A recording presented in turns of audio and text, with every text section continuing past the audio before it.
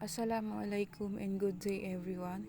My name is Ramaisa Isla Matabalaw from the Group 2. This is the continuation of our report. My topic is basic concept and definition of firms, plant, industry, and their interrelationship with respect to agricultural production. So, when we say basic concept, ito ay tumutukoy sa mga pangunahing idea o kaalaman about a certain topic. So, ang definition naman ay ang nangangahulugang pagbibigay ng malinaw na kahulugan or explanation of particular term. So, in this presentation, we will discuss the three important concepts: the firm, plant, and industry. So, the first one is the firms. The term firms refers to the business unit or undertaking which owns the plant, control, and manage it. So, kapag sinabi nating firm, ito yung business unit o negosyo na nagmamay-ari at nagmamanage ng plant. So, ibig sabihin, sila yung nagko-control ng operation at gumagawa ng mga decision kung paano patatakbuhin yung production. Like for example, in agriculture, kung may isang company na may poultry farm, yung company na nagmamanage ng workers, production and marketing ng manok, yun ang tinatawag na firm. A firm is an individual business organization that produces goods or services. So, sa madaling salita, sila yung negosyo na nagpo-produce ng produkto para maibenta sa market. Like for example, ang isang rice farming business na nagpo-produce ng bigas o kaya isang vegetable farm business na nagbebenta ng gulay ay may tuturing na firm. Next, can consist of one or more plants and can operate in various sectors of the economy, including agriculture, manufacturing, or services. So, ang sabi dito, ang firm ay pwedeng magkaroon ng one or more plants. So, ibig sabihin, kung malaki yung negosyo, pwede silang magkaroon ng maraming production areas o facilities at hindi lang sa agriculture nakikita ang firms, pwede silang mag-operate sa iba't ibang sector ng economy. So, tulad ng agriculture, manufacturing o services. So, halimbawa na lamang ang isang banana company maaring may maraming banana plantation sa iba't ibang lugar, pero iisang firm lang ang nagmamanage. So the last one, its primary goal is to maximize profit while minimizing cost. So, at siyempre, tulad ng ibang negosyo, ang main goal ng firm ay kumita o mag-maximize ng profit habang sinusubukan nilang pababain ang product cost. The second is the plant.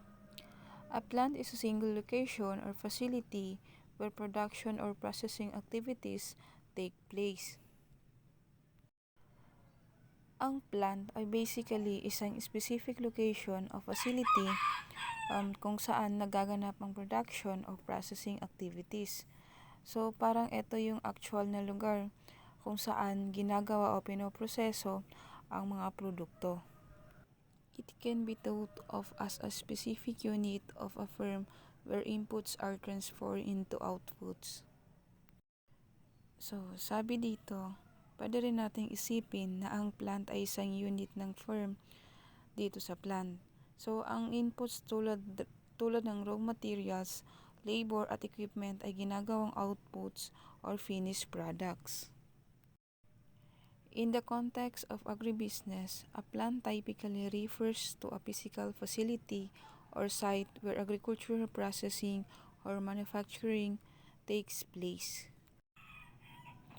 Halimbawa nito ay ang crop processing plants, food processing plants, animal feed mills, or fertilizer manufacturing plants.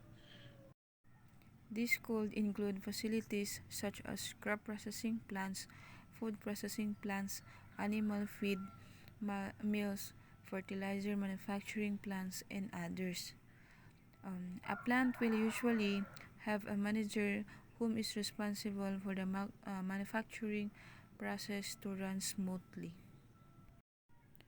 Kadalasan, ang isang plant ay may manager na responsable, smooth at efficient ang buong manufacturing process. So, parang sila yung nagbabantay at nagmamanage ng everything runs well mula sa raw materials hanggang sa finished product. Another example, the rice milling plant. Yung lugar kung saan ipinoproseso ang harvested rice, yun ang plant. At may manager na nag-organize ng buong proseso para maging ready sa market ang bigas or ang product. The third is the industry. An industry is the aggregation of all firms that produce a similar products or a group of closely related products. Basically, industry ay collection o aggregation ng lahat ng firms na gumagawa ng parehong produkto o magkaugnay na produkto. So, parang kapag maraming business na gumagawa ng similar products, sila ay bumubuo ng isang industry. Like for example, the rice industry. So lahat ng firms na nagpo-produce ng bigas, the dairy industry, lahat ng firms na gumagawa ng gatas at dairy products, and the poultry industry, firms na nag-aalaga ng manok at nagpo-produce ng itlog o karne. So the last one example is the sugarcane industry. So ito naman yung firms na nagtatanim at nagpo-produce or nagpo-process ng tubo or profit. In simple terms, ang industry ay parang malaking group ng firms na may parehong produkto. At ito ang bumubuo sa isang sector ng economy.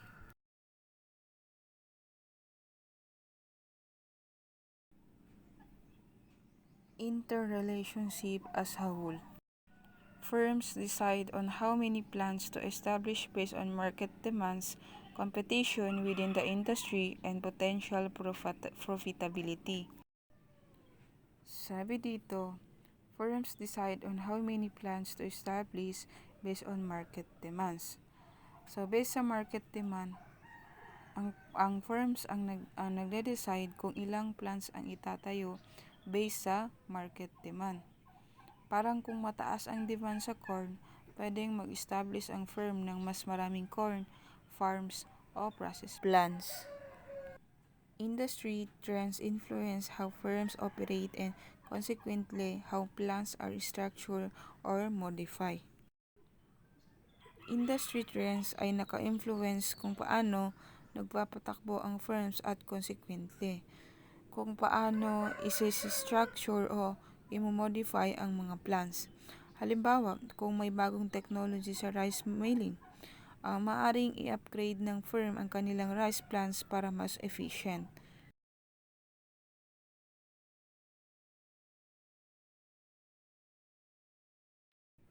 The collective performance of firms and their plans shapes the structure, growth, and development of the industry. Ibig sabihin, kung efficient at successful ang firms at plants, lumalago at nagde-develop ang industry. So in short, ang firm, plant at industry ay connected at nagtutulungan. Ang firm ang nagmamanage ng plant, maraming firms ang bumubuo ng industry at ang performance ng bawat isa ang nadidetermine ng growth ng buong sektor. Halimbawa sa rice production, kung maraming rice production ang efficient at productive ang product nila, lalaki ang kanilang rice production sa bansa at tataas ang supply ng rice production sa market.